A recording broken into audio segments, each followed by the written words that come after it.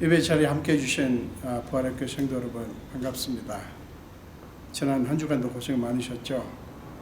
우리 오늘 정말 마음 다해 정성 다해 뜻을 다해 주님이 기뻐 받으시는 귀한 예배를 드리면 좋겠습니다. 우리 진솔하게 고백의 기도를 드리면서 예배 시작합니다. 다 같이 기도하겠습니다.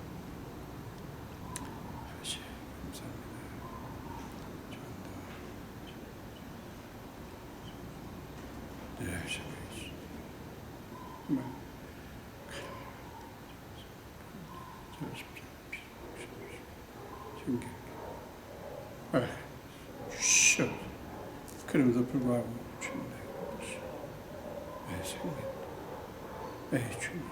나는 주님의 것이고 불쌍하게 주시옵소서. 불쌍하게 주시옵소서. 미스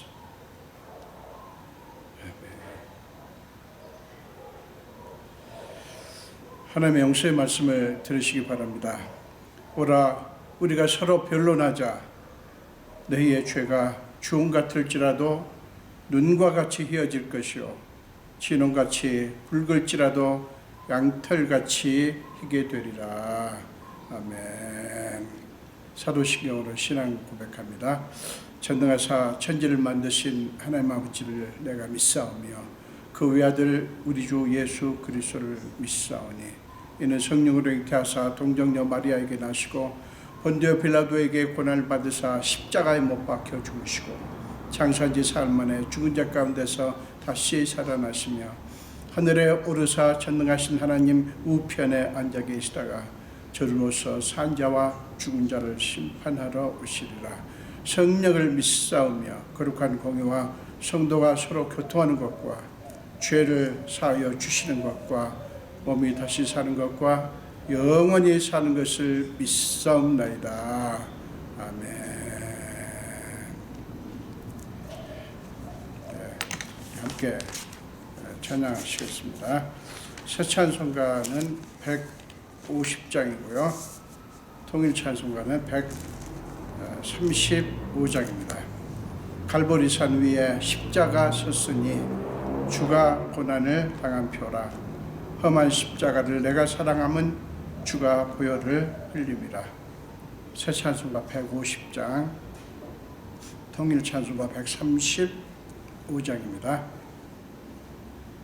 우리 함께 찬송하시겠습니다. 갈보리산 위에 십자가 섰으니 주가 고난을 당한 표라. 험한 십자가를 내가 사랑함은 주가 보혈을 흘림이라.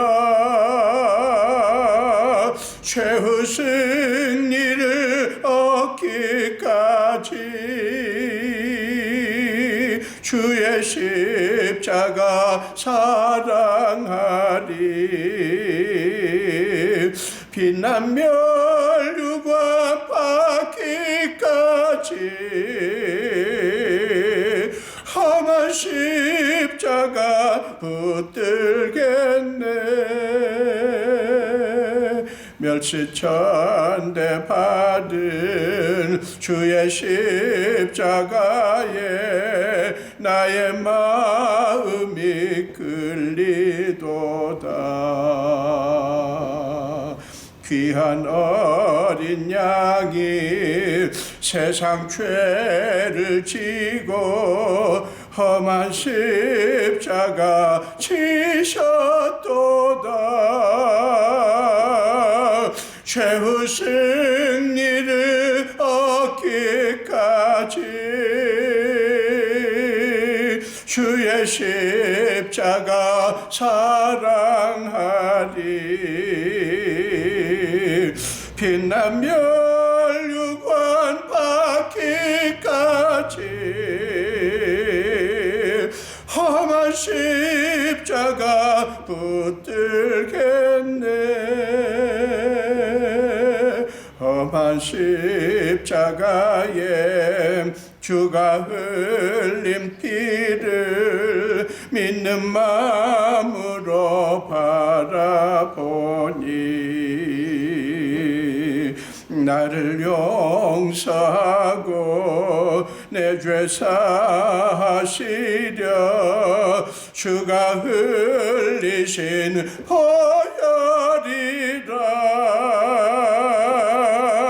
최후 승리를 얻기까지 주의 십자가 사랑하리 빛난 멸류관 받기까지 험한 십자가 붙들겠네 주님 예비하신 나의 본향집에 나를 부르실 그날에는 영광 중에 계신 우리 주와 함께 내가 죽도록 충성하리 최후 승리를 얻기까지 주의 십자가 사랑하리 빛난 멸류관 받기까지 험한 십자가 붙들겠네. 아멘. 함께 기도하겠습니다. 예수님 감사합니다. 오늘 또 우리를 사랑하셔서 주님 앞에 예배 드릴 수 있도록 우리를 불러주신 주님께 감사와 찬송을 돌립니다. 오늘은 특별히 주님께서 이제 고난 당하시는 고난주일을 앞두고 귀한 예배를 주께 드립니다. 주님이 우리 위해 하신 일을 생각할 때마다 우리는 그 크신 사랑에 할 말을 잃습니다.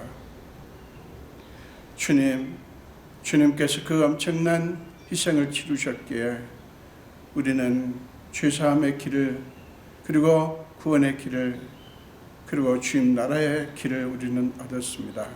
그 은혜를 생각할 때 너무나 감사합니다. 아버지, 오늘 예배 가운데 주님이 함께 해주시고 예배자 한 사람 한 사람 심령 속에 주님 임하시며 그들을 만져주시옵소서. 주님이 아시다시피 우리는 지난 한 주간도 하나님의 자녀답지 못하게 살았습니다. 말과 행함과 생각으로 하나님을 영화롭게 하기보다 내 욕심을 챙기며 원망하며 미워하며 탓하며 하나님을 기쁘시게 하는 삶을 살지 못했음을 고백합니다. 아버지, 저희를 불쌍히 여겨 주옵소서. 저희의 죄를 예수의 피로 적셔 주시고 저희의 허물을 깨끗하게 씻어 주시옵소서. 그래서 오늘 예배하는 우리 심령이 하나님이 받으실 만한 그런 심령이 되게 하시고 그래서 온전히 신령과 진정으로 예배하는 시간 되게 하여 주시옵소서. 아버지, 우리는 지난 한 주간도 코로나19 바이러스라고 하는 전대미문의 위협 속에 있었습니다. 많이 나아지고 있고 많은 사람들이 이제 접종을 받고 있고 여러 가지 희망적인 사인을 보려고 하지만 아직 끝나지 않은 어려움 속에 우리는 있습니다. 아버지여, 우리는 지난 한 주간도 힘들고 어렵지만 하나님의 자녀로서 살게 해주셔서 감사합니다. 자빠지고 넘어지고 많은 실수를 했지만 그럼에도 불구하고 하나님의 자녀됨을 잃지 않게 하셨고 하나님을 향한 마음을 우리에게 부어주셔서 너무너무 감사합니다. 오 주님, 우리는 압니다. 세상은 이렇게 변하고 요란하고 어느 것 하나 믿을 구석이 없지만 우리가 믿는 하나님은 영원하신 분이며 흔들리지 아니하시며 변하지 아니하시며 끝까지 우리를 붙드시고 인도하시는 분이신 것을 고백합니다. 그 주님께 구합니다. 우리를 불쌍히 여기사 우리가 지금 코로나19 바이러스 때문에 1년을 넘게 고통 속에 있습니다. 속히 주님께서 역사하사 더 이상 이제 코로나가 확산을 할 수 없도록 주님께서 그 바이러스를 깨뜨려 주시옵소서. 주님만이 하실 수 있음을 우리는 압니다.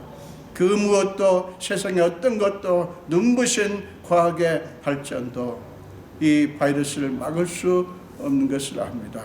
아버지여, 주님께서 우리를 불쌍히 여기사 세계 만민들을 긍휼히 여기사 주님 코로나를 속히 멈추게 하여 주시옵소서. 전쟁을 쉬게 하시는 하나님이라고 말씀하셨습니다.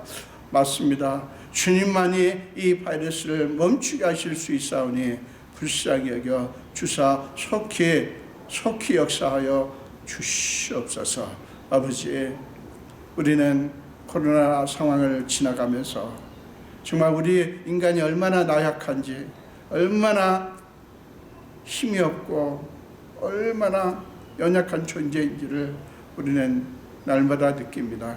믿을 분이 하나님뿐이며 의지할 분도 하나님뿐임을 고백합니다. 아버지여, 오늘 우리에게 임하시고 우리에게 하나님의 영으로 가득 채워주시고 우리를 새롭게 하여 주옵소서. 지친 몸과 마음을 하나님께서 어루만지시사 주님이 주시는 평안과 쉼과 담대함으로 넘치게 하여 주옵소서. 우리 성도들 한 사람 한 사람을 기억해 주옵소서.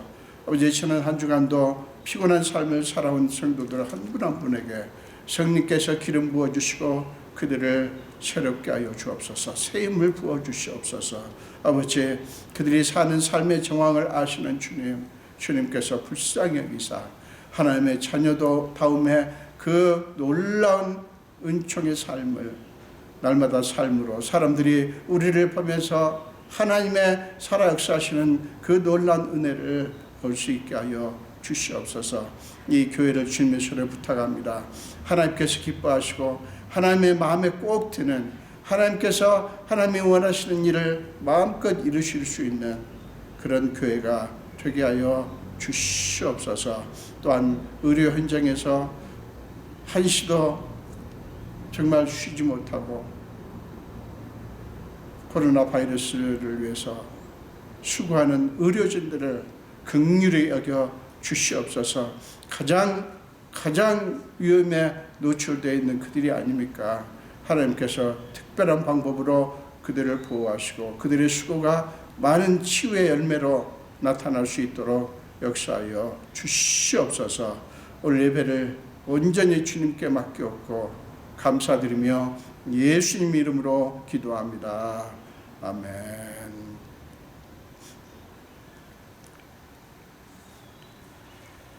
네, 오늘 함께 나누실 말씀은 요한복음 18장입니다. 요한복음 18장 1절부터 14절까지입니다.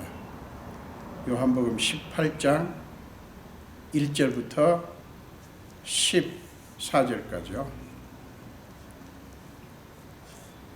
우리 한 목소리로 함께 읽겠습니다. 예수께서 이 말씀을 하시고 제자들과 함께 기드론 시내 건너편으로 나가시니 그곳에 동산이 있는데 제자들과 함께 들어가시니라. 그곳은 가끔 예수께서 제자들과 모이시는 곳이므로 예수를 파는 유다도 그곳을 알더라. 유다가 군대와 대제사장들과 바리새인들에게서 얻은 아랫사람들을 데리고 등과 횃불과 무기를 가지고 그리로 오는지라. 예수께서 그 당할 일을 다 아시고 나아가 이르시되 너희가 누구를 찾느냐? 대답하되 나사렛 예수라 하거늘 이르시되 내가 그니라 하시니라. 그를 파는 유다도 그들과 함께 섰더라. 예수께서 그들에게 내가 그니라 하실 때에 그들이 물러가서 땅에 엎드러지는지라. 이에 다시 누구를 찾느냐고 물으신데 그들이 말하되 나사렛 예수라 하거늘 예수께서 대답하시되 너희에게 내가 그니라 하였으니 나를 찾거든 이 사람들이 가는 것은 용납하라 하시니 이는 아버지께서 내게 주신 자 중에서 하나도 잃지 아니하였사옵나이다 하신 말씀을 응하게 하려 함이로라. 이에 시몬 베드로가 칼을 가졌는데 그것을 빼어 대제사장의 종을 쳐서 오른편 귀를 베어버리니 그 종의 이름은 말고라. 예수께서 베드로더러 이르시되 칼을 칼집에 꽂으라. 아버지께서 주신 잔을 내가 마시지 아니하겠느냐 하시니라. 이에 군대와 천부장과 유대인의 아랫사람들이 예수를 잡아 결박하여 먼저 안나스에게로 끌고 가니 안나스는 그 해의 대제사장인 가야바의 장인이라. 가야바는 유대인들에게 한 사람이 백성을 위하여 죽는 것이 유익하다고 권고하던 자로라. 아멘. 한 번 더 기도하겠습니다. 예수님 감사합니다. 오늘 또 부족한 종이 두렵고 떨리는 마음으로 주의 말씀을 들고 주님 앞에 그리고 주님이 사랑하시는 자녀들 앞에 섭니다. 저는 죄인이지만 순종하고 하나님 말씀을 들고 섭니다. 아버지께서 임하셔서 성령의 불로 지져주시고 제 입술을 친히 사용하사 하나님께서 친히 말씀하심으로 온전히 주님의 말씀이 선포되는 축복을 허락해 주옵소서. 감사드리옵고 예수 이름으로 기도합니다. 아멘.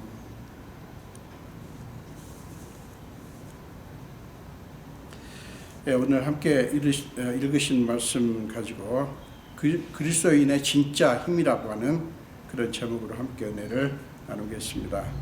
본문은 예수님이 잡히시고 결박당하시고 끌려가시는 그런 장면을 그리고 있습니다.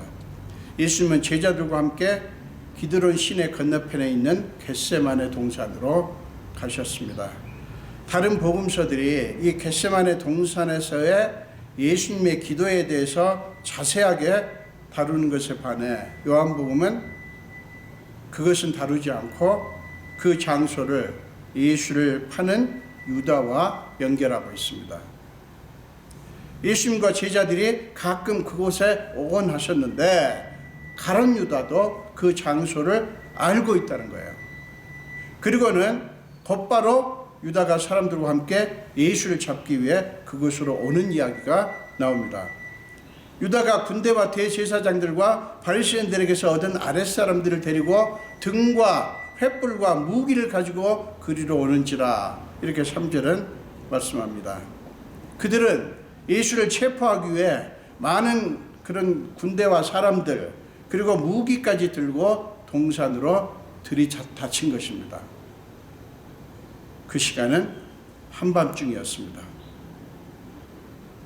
이 작전을 전개하는 데 있어서 뭔가 사람들에게 공개되는 것을 꺼리는 면이 있었다는 사실을 우리는 이것을 통해서 쉽게 짐작할 수 있는 대목입니다. 이 작전을 성공적으로 완수하기 위해 그들 나름대로 철저히 준비했다고 하는 것을 알 수 있죠. 군대와 많은 사람들과 무기까지 잘 갖추고 작전 전개 시점도 밤으로 잡은 것을 보면 그들이 이 작전을 위해 굉장히 긴장하고 있었다고 하는 것을 알 수가 있습니다.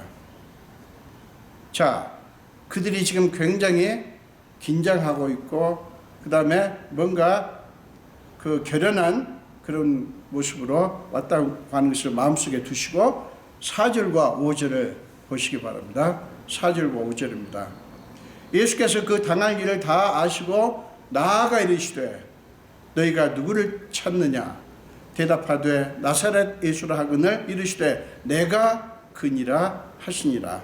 그를 파는 유다도 함께 섰더라. 이렇게 말씀하죠. 여러분, 그들이 지금 예수를 잡으러 체포하러 왔던 그들이 예상했던 바와 전혀 다르지 않습니까? 예수님이 스스로 나타나 너희가 찾는 사람이 바로 나다라고 알려주고 계시지 않습니까? 무장을 하고 있거나 뭔가 대항할 준비를 하는 모습이 전혀 아니잖아요. 오히려 저들이 자기를 힘들이지 않고 잡을 수 있도록 지금 그들을 도와주고 있는 모습 아닙니까? 잔뜩 긴장한 채 온갖 준비를 다 갖추고 잡으러 온 그들로서는 김이 빠지는 그런 상황이었을 거예요. 여러분, 일반적으로 자기를 잡으러 오는 사람들에게 누가 이렇게 하겠어요? 아니나 다를까? 6절에 보니까 예수께서 그들에게 내가 그니라 하실 때에 그들이 물러가서 땅에 엎드러지는지라 라고 성경은 말씀합니다. 전혀 예상 밖에 비상식적인 상황이 펼쳐진지라 그들은 놀라고 당황을 했던 거예요. 그러자 예수님은 재차 누구를 찾느냐고 또 물으시고 자기가 너희가 찾는 그 사람이라는 사실을 확인시켜 줍니다. 그러면서 너희가 잡을 사람은 나니까 제자들은 가게 하라고 그렇게 말씀을 하죠. 여러분, 잡힐 당사자가 이렇게 하다니 이걸 누가 이해할 수 있겠어요? 사랑하는 여러분, 예수는 왜 그렇게 하셨을까요? 주님은 왜 그렇게 하셨을까요?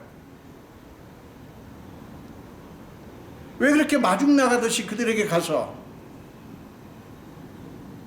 자기가 그것을 확인시켜 줍니까? 여러분, 예수님의 마음이 혹시 느껴지십니까? 이게 얼마나 자유롭고 의연하신 모습입니까? 당당하고 담대하시고 그런 모습입니까? 두려움이나 염려나 분노 같은 감정 전혀 보이지 않죠? 도대체 그 근거는 무엇일까요? 그것은 하나님의 뜻에 대한 절대 순종이었습니다. 하나님의 뜻에 대한 절대 순종이었습니다. 다른 복음서에 보면 예수님은 땀방울이 핏방울이 될 정도로 하나님께 간절히 기도하셨어요. 내 아버지여, 만일 할만하시거든 이 잔을 내게서 지나가게 하옵소서. 마태복음 26장 39절에 나오지 않습니까? 이 고난을 할만하시거든 이 고난을 면하게 해주십시오 라는 기도를 하는 거예요.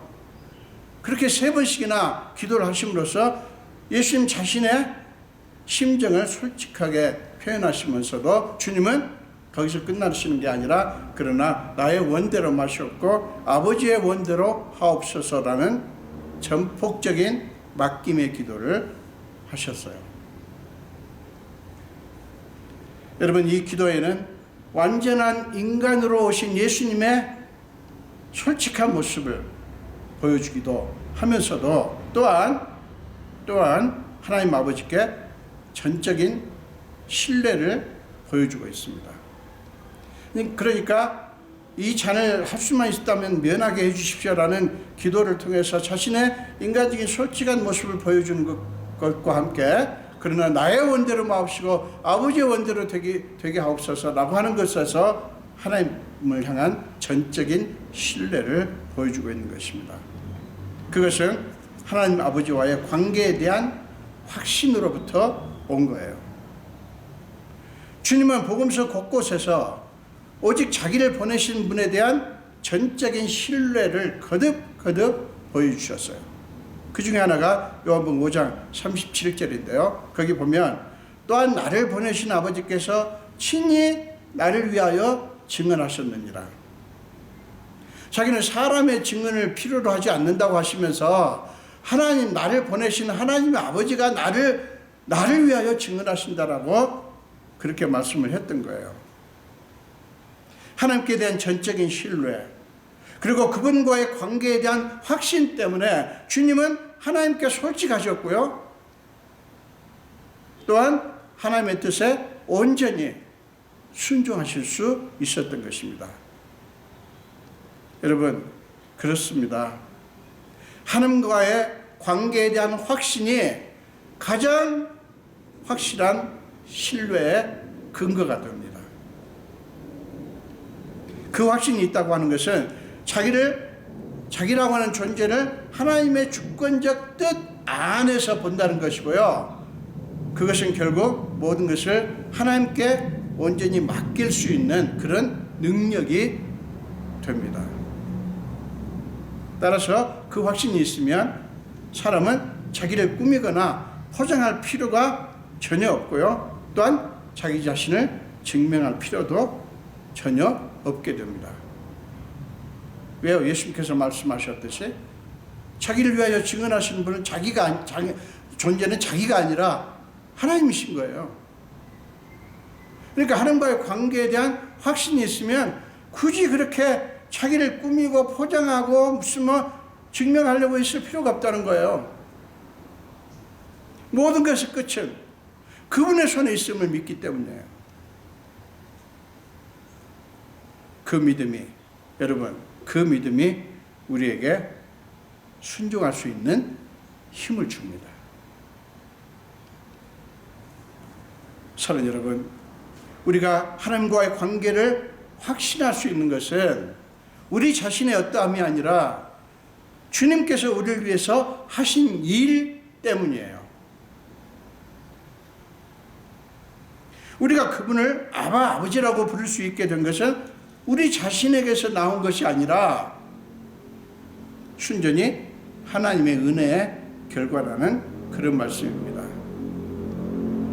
늘 우리가 말씀드리지만 우리의 어떤 공로나 우리의 의로운 행위나 자꾸 우리가 그런데 이걸 자꾸 내세우려고 하는데 그것은 아무리 여러분들이 예를 써도 하지 말자. 그런 우리가 하나님께 올바르게 살려고 하고 그거를 노력하지 말자는 뜻이 아니에요. 여러분, 그것을 확신의 근거로 삼으면 우리는 실패할 수밖에 없어요.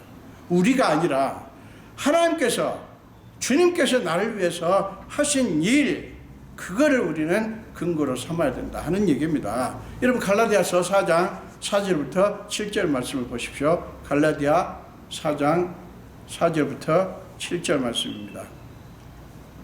때가 참에 하나님이 그 아들을 보내사 여자에게서 나게 하시고 율법 아래에 나게 하신 것은 율법 아래에 있는 자들을 속량하시고 우리로 아들의 명분을 얻게 하려 하십니다.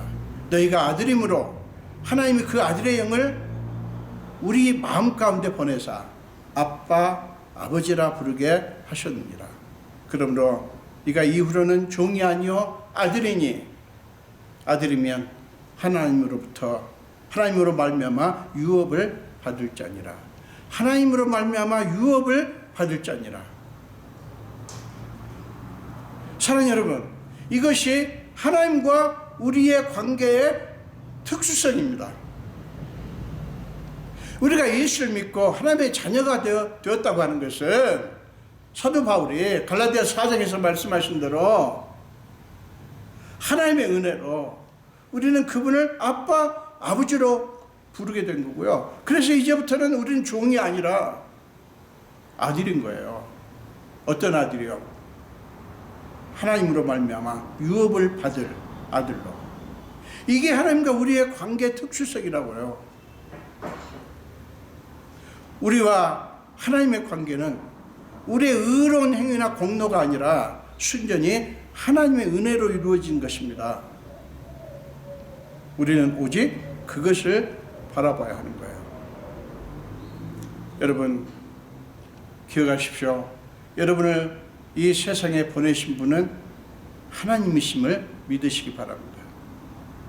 보내신 분도 하나님이시고 장차 데려가실 분도 하나님이십니다. 그러므로 우리가 끝까지 의지할 분도 오직 하나님이시고 두려워할 분도 오직 하나님뿐입니다. 그것을 믿으면 때때로 닥쳐오는 세상의 풍랑으로부터 도망치는 것이 아니라 오히려 의연하게 맞을 수 있습니다. 주님이 그러셨듯이.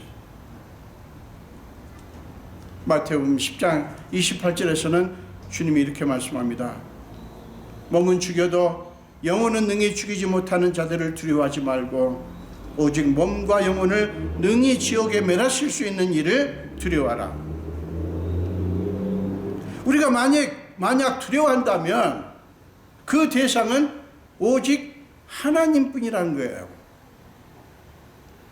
그러니까 우리가 하나님이 아닌 다른 어떤 대상을 두려워한다면 그것은 잘못된 것이다 하는 거예요. 인간은 두려워하는 대상을 의지합니다. 그러니까 우리가 뭔가를 두려워한다고 하는 것은 그것을 의지한다고 하는 거예요. 의지하기 때문에 두려워합니다. 여러분, 누가 돌멩이를 두려워합니까? 왜냐하면 우리는 돌멩이를 의지하지 않거든요. 그러나 돈은 두려워합니다. 왜요? 돈은 엄청나게 의지를 하지 않습니까? 우리가 의지할 대상은 오직 하나님 외에 다른 어떤 대상일 수도 없어요. 여러분, 요한복음 16장 33절을 보십시오. 여기 보면 우리가 왜 오직 그분만을 의지하고 그분만을 두려워해야 되는가를 보여줍니다. 요한복음 16장 33절입니다. 이것을 너희에게 이르는 것은 너희로 내 안에서 평안을 누리게 하려 함이라. 세상에서는 너희가 환난을 당하나 담대하라. 내가 세상을 이겼노라. 이렇게 말씀합니다. 우리는 이미 세상을 이기신 그분을 믿는 것이지 우리의 힘, 우리의 자원, 우리의 지혜를 믿는 것이 아니에요. 자, 예수님의 그 모습을 본 제자들 중에 베드로의 반응이 돋보입니다. 10절을 보십시오. 베드로는 갖고 있던 칼로 대제사장의 종 말고의 오른편 귀를 베어버립니다. 여러분, 이 베드로의 이 모습을 어떻게 보십니까? 베드로의 이런 모습은 마태복음 16장에도 나옵니다. 예수님이 이제 예루살렘에 올라가서 장로들과 대제사장들과 서기관들에게 많은 고난을 받고 죽임을 당하고 제3일에 살아나 할 것을 말씀하시자 베드로는 예수를 붙들고 항변하여 이르되 주여 그리 마옵소서. 이 일이 결코 죽게 미치지 아니하리이다. 이렇게 외칩니다. 이게 뭐겠어요? 자기가 사랑하는 예수님이 고난을 받으시고 죽으시는 것을 자기는 용납할 수 없다는 거 아닙니까?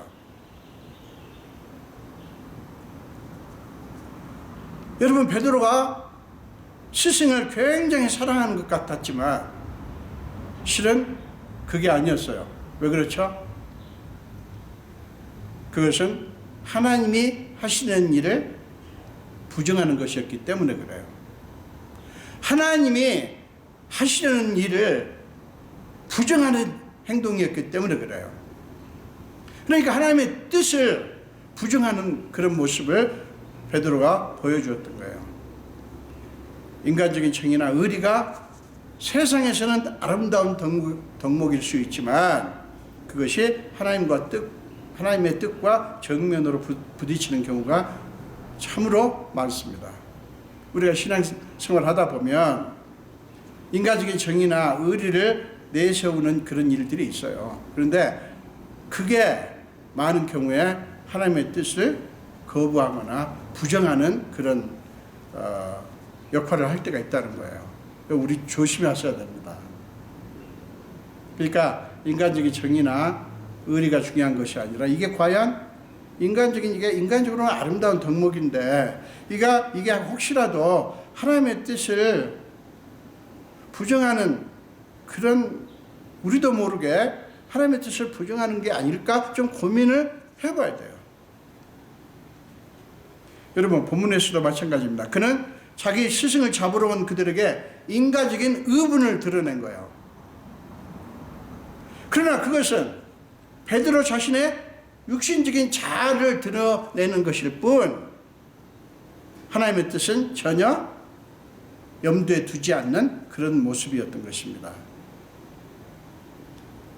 마태복음 16장에서 그런 베드로에게 예수님은 사탄아 내 뒤로 물러가라. 너는 나를 넘어지게 하는 자로다. 네가 하나님의 일을 생각하지 않냐고 도리어 사람의 일을 생각하는도다라고 엄히 꾸중을 하셨던 예수님의 그 이유가 바로 그거였어요. 왜 그렇게 꾸중하셨는가? 사탄아 내 뒤로 물러가라고 할 정도로 왜 그렇게 베드로를 맹비난하셨던가를 우리는 무슨 연유인지를 거기서 알 수가 있습니다. 예수님이 그렇게 하시는 이유가 뭐예요? 베드로가 인간적인 정리로는 아름다운 거예요. 그러나 그것은 하나님의 뜻을 부정하는 것이기 때문에 예수님은 그렇게까지 꾸중을 하신 거예요. 자, 11절에서 예수님은 그런 베드로에게 칼을 칼집에 꽂으라. 아버지께서 주신 잔을 내가 마시지 아니하겠느냐라고 타이르듯 말씀하십니다. 예수님은 자기가 잡히시고 고난을 받고 죽임을 당하는 것은 하나님 아버지께서 주신 잔이다. 그래서 기꺼이 마실 것이라고 말씀을 하시는 거예요. 예수님은 그것이 하나님이 주신 것이라는 사실을 강조하고 계십니다. 순종의 근거는 하나님의 뜻이었고요. 그분에 대한 전적인 신뢰가 순종의 능력이었던 거예요. 이게 참 놀랍습니다. 우리가 왜 하나님의 뜻을 그렇게도 주목해야 되는가? 우리가 하나님을 왜 그렇게도 신뢰를 해야 되는가? 우리가 그리스도인으로서 이 땅에 사는 것이 녹록지 않아요. 어디 살든. 그러나 우리는 자꾸 우리의 자원을, 우리의 어떠함을 자꾸 생각하는데 아니에요. 우리는 그러면 그럴수록 세상이 요란하고 흔들릴수록 하나님의 뜻을 자꾸 마음속에 품어야 됩니다. 그리고 하나님과 우리의 관계, 아까 제가 관계의 특수성을 갈라디아서 4장 6 말씀을 통해서 여러분에게 말씀드렸는데, 여러분 하나님께 대한 전적인 신뢰가 우리 안에 자꾸만 커져가야 돼요. 그것이 이 세상을 이기게 만들어주기 때문에 그렇습니다. 그런데 사랑하는 여러분, 베드로의 그런 행위의 진짜 이유가 뭔지 아세요? 아까 사실은 베드로가 예수님을 정말 사랑하는 것 같았지만 사실은 그게 아니었다. 그거는 인간적인 정, 어떤 그 인간적인 어떤 의리, 요거는 그가 중시하고 내세웠지만 하나님의 뜻을 거부하는 것이었기 때문에 그렇다고 말씀드렸죠. 근데 베드로의 그런 행위를 심리적으로 살펴보면 다른 이유가 있어요. 그건 뭐냐면 두려움 때문이었습니다. 두려움 때문이었어요. 그 상황에 대한 두려움이 그로 하여금 그런 폭력적인 행동을 하게 만든 거예요. 그리고 그 두려움의 원인은 무엇이었습니까? 하나님과의 관계에 대한 확신의 결여였어요. 그 확신이 없는 거예요, 베드로에게. 여러분, 사람은 두렵기 때문에 폭력적으로 됩니다. 두렵기 때문에 그러는 거예요. 굉장히 아주 폭력적인 언사를 쓰고 폭력적인 행위를 하고 굉장히 그런 모습을 보면서 저 사람 참 용감하다, 대단하다, 그런 생각을 하실 수 있는데 아니요. 실상은 두렵기 때문에 그렇게 하는 거예요. 말로, 행동으로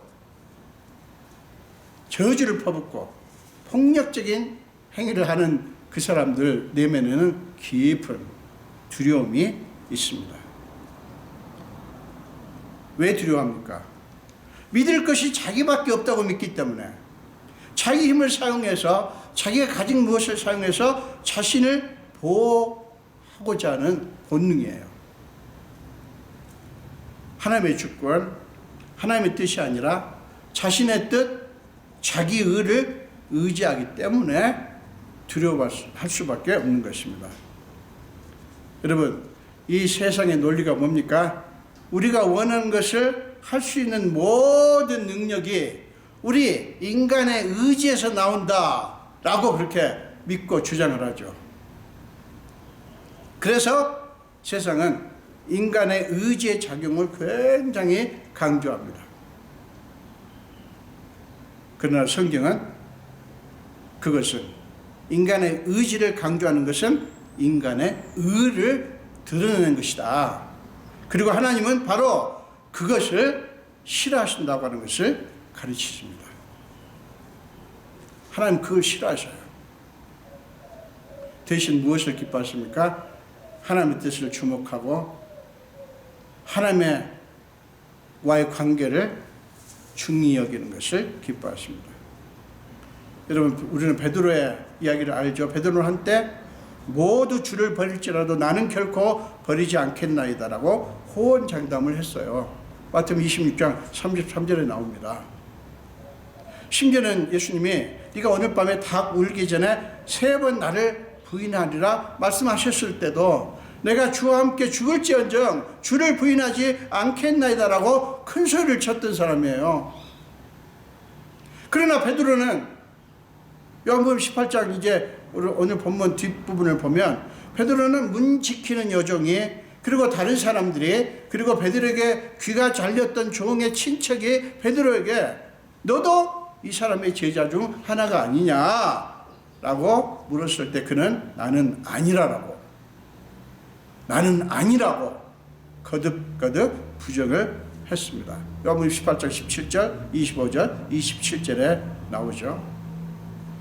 내가 그니라라고 하신 예수님의 말씀과 나는 아니라고 주장하는 베드로의 말이 묘한 대조를 이루죠. 주님은 내가 그니라 오히려 자기를 잡으러 온 그들에게 나아가서 그들이 온 것을 기다리는 게 아니라 나아가서 누구를 찾느냐고 물으면서 내가 그니라고 말씀하신 예수님에 반해서 베드로는 나는 아니라고 그렇게 주장을 했죠. 사랑하는 여러분, 인간의 결심이라는 게 얼마나 허망한 것인가를 바로 베드로의 이야기는 우리에게 보여주는 거예요. 인간의 결심이라는 게 얼마나 허망한 것인가를 보여주는 슬픈 이야기예요. 뭔가를 결심하는 행위 자체를 우리가 전적으로 부인할 수는 없어요. 그렇게 해서는 안 되지만 우리의 결심으로 우리가 원하는 것을 다 할 수 있다라고 믿는 것은 어리석은 것입니다. 왜요? 그것은 하나님을 믿는 것이 아니라 자기 자신을 믿는 것이기 때문에 그렇습니다. 여러분, 사람들이 왜 두려움과 염려에 쉽게 빠지는가 하면 그것을 단순히 어떤 자기가 원하고 자기가 필요로 하고 이것에 대한 큰 미련이 있기 때문에 그에 대한 어떤 그것을 강조하는 면이 있기 때문에 자꾸 두려움에 빠지고요. 이것을 그리스도인들조차도 간과를 합니다. 그러니까 우리가 원하는 것에 대한 어떤 간절함이 있어요. 근데 그 원함이 간절할수록 그것을 얻지 못할까봐 잃을까봐 두려워하는 거예요. 결국 뭐예요? 자기 자신을 의지하는 거거든요. 여러분, 그 문제를 단순히 의지 문제로 치부하면 안 돼요. 자기 자신을 믿는 행위예요. 근데 자기 자신을 믿는 게 세상에서는 그것을 무슨 아름다운 덕목인 것처럼 얘기를 하지만 신앙적으로 보면 그렇지 않아요. 예수님은 뭐라고 말씀하셨어요? 마태복음 6장 33절에서 너희는 먼저 그의 나라와 그의 의를 구하라. 그렇게 말씀하셨어요. 그러니까 하나님께서 너희 필요를 아신다. 너에게 무엇이 있어야 될 것을 아신다. 너희가 그것 때문에 염려하고 걱정하고 두려움에 빠지는 것 다 이해한다. 그럼 너희는 거꾸로 하는 거다. 그것을 너희 천부께서 다 아신다. 너희가 할 일은 먼저 그의 나라와 그의 일을 구하는 거다. 무슨 얘기예요? 그 너희의 필요를 다 아시는 하나님께 너희 자신을 맡기라는 거예요. 너희를 의지하지 말고 그 하나님을 의지하라는 간절한 부탁인 거예요. 자, 12절 말씀을 보십시오. 12절 말씀 보면 이런 말씀이 나옵니다. 이에 군대와 천부장과 유대인의 아랫사람들이 예수를 잡아 결박하여 이제 제사장 집으로 끌고 갔다고 하는 말씀이 나옵니다. 그러니까 예수님께서 잡혀서 결박당하고 끌려가시는 거예요. 여러분 생각해 보십시오. 예수님이 힘이 없어서 붙잡히시고 끌려가셨습니까? 아니죠. 오히려 힘이 있으셨기 때문에. 어떤 힘이요? 하나님과의 관계를 신뢰하는 데서 오는 힘, 하나님의 뜻을 주목한 데서 오는 힘, 그게 있으셨기 때문에 바로 그 힘으로 기꺼이 잡히시고 기꺼이 끌려가셨습니다. 여러분 이게 이해가 되십니까? 예수님의 힘이 뭡니까? 하나님과의 관계에 대한 확신이라고요. 하나님 뜻에 대한 전적인 신뢰라고요. 여러분, 사랑하는 여러분, 이것이 진짜 능력입니다. 우리가 이 세상에 살면서 염려하고 두려워하는 까닭은 사실은 잘못된 대상을 의지하기 때문에 그래요. 잘못된 대상을 의지하기 때문에 우리는 염려하고 두려워하는 것입니다. 마가복음 8장 35절에서 예수님이 이렇게 말씀하죠. 누구든지 자기 목숨을 구원하고자 하면 잃을 것이요 누구든지 나와 복음을 위하여 자기 목숨을 잃으면 구원하리라. 자기 목숨을 구원하고자 하는 것은 인간의 본성이에요.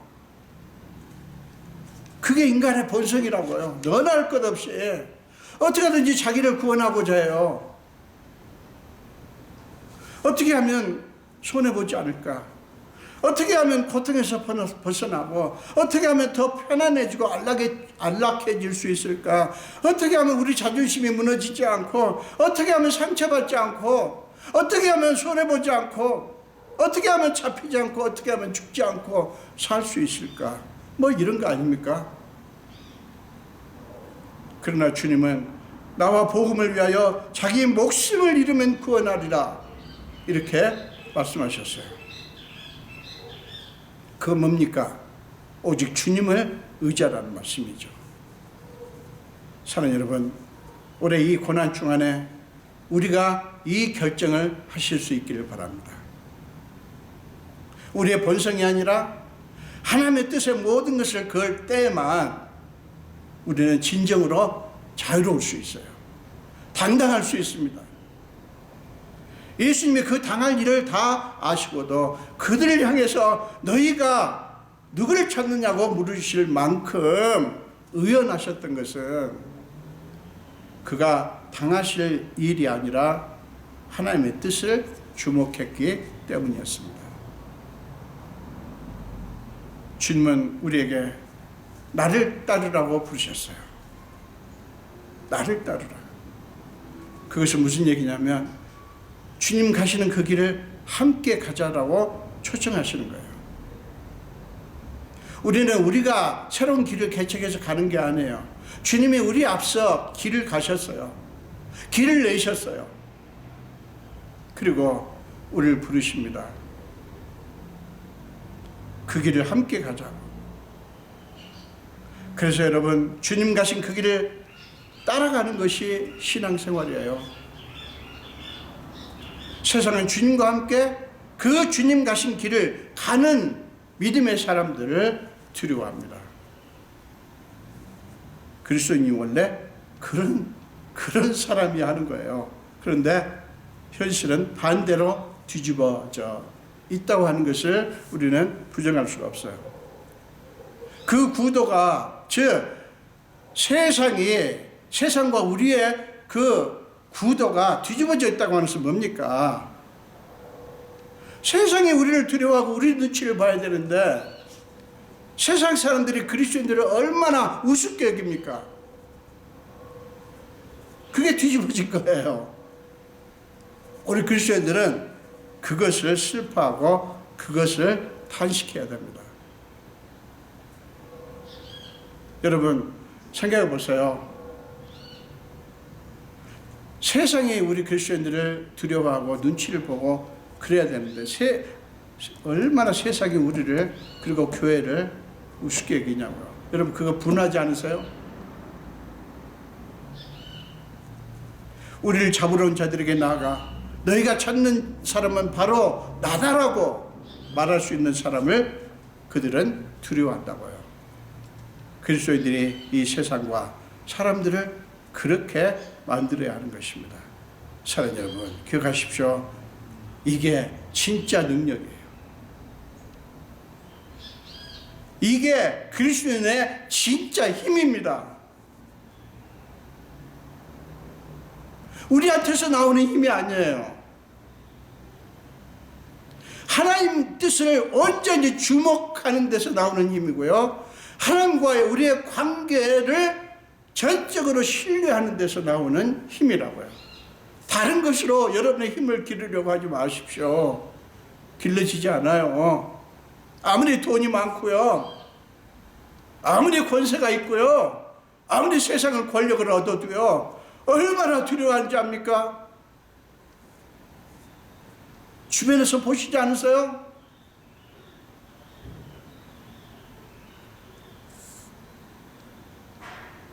이 고난 주간에 우리 그것을 확인하실 수 있기를 바랍니다. 그 결정을 하실 수 있기를 바랍니다. 그래서 우리 모두 그런 능력의 사람들이 다 되시기를 간절히 축원드립니다. 기도하겠습니다. 예수님 감사합니다. 오늘도 생명 주시고 주님께 경배할 수 있게 하신 주님, 오늘 함께 주님의 말씀을 나눴습니다. 오늘 종료주일이요 고난주일입니다. 이제 우리는 한 주간 고난주간을 지나게 됩니다. 아버지여, 주님께서 자기를 잡으러 온 자들에게 나아가서 너희가 누구를 찾느냐고 묻고 내가 그니라라고 대답을 하시면서 기꺼이 그들에게 잡히시고 끌려가셨습니다. 아버지, 우리는 그 주님의 힘이 어디서 나왔는가를 생각해 보았습니다. 주님을 믿는 그리고 하나님의 자녀가 된 우리가 바로 그 주님 가신 길을 갈 수 있는 믿음의 사람들이 다 되게 해 주옵소서. 사람 눈치를 보고 사람에게 비유를 맞추려고 하고 사람에게 기대하고 의지했던 우리의 마음이 오직 주님의 뜻을 바라보고 하나님과의 관계에 대한 신뢰에 모든 것을 거는 믿음의 사람들이 다 되게 하여 주옵소서. 감사드렸고 예수 이름으로 기도합니다. 아멘.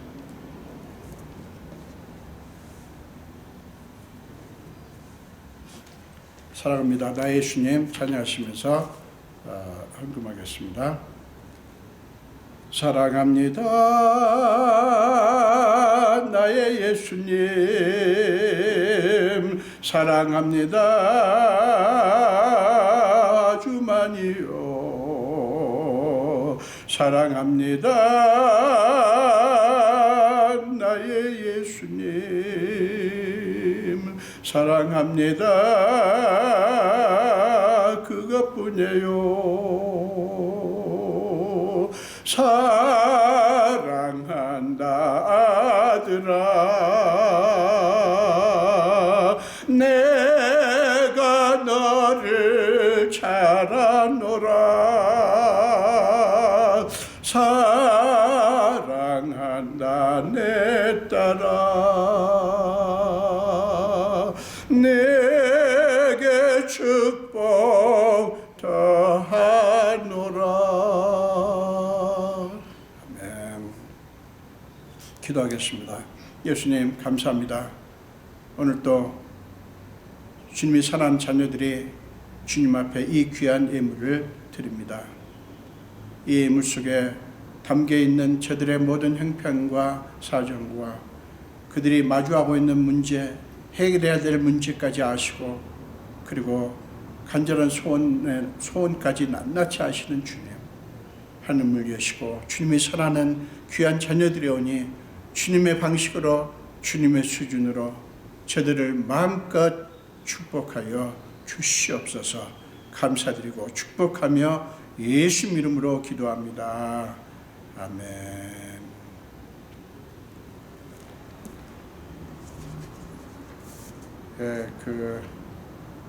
저희 부부가 이제 4월 8일 날 미국에 갑니다.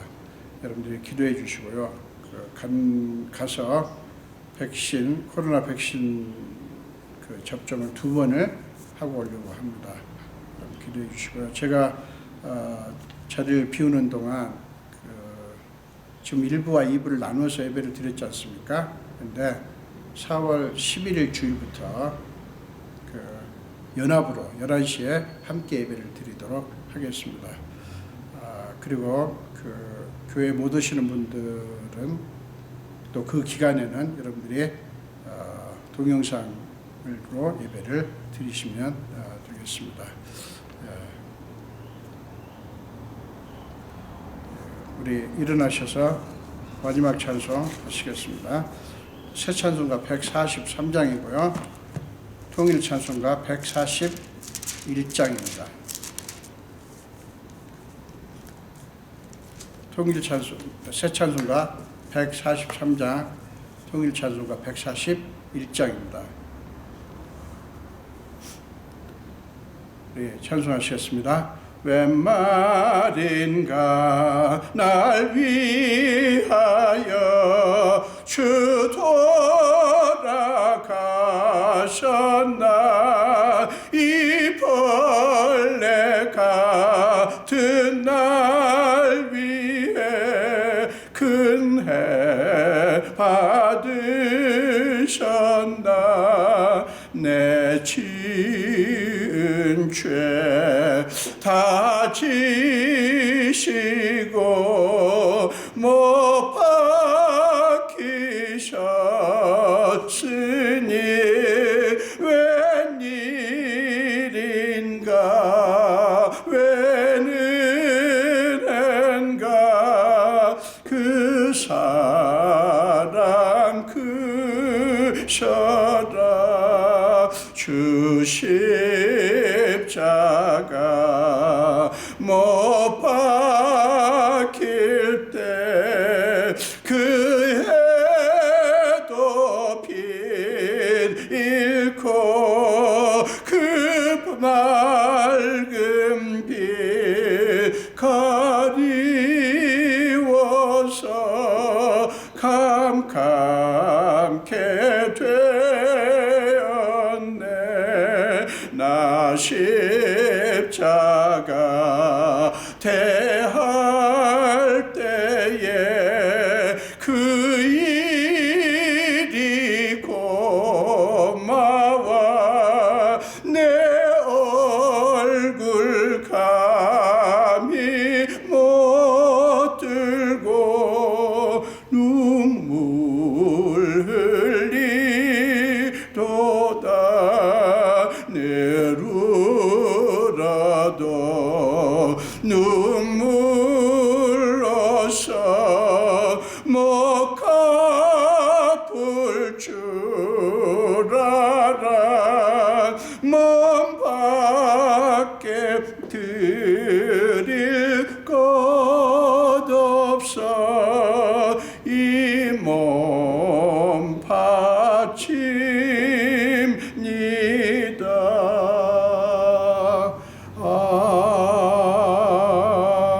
아멘. 기도하겠습니다.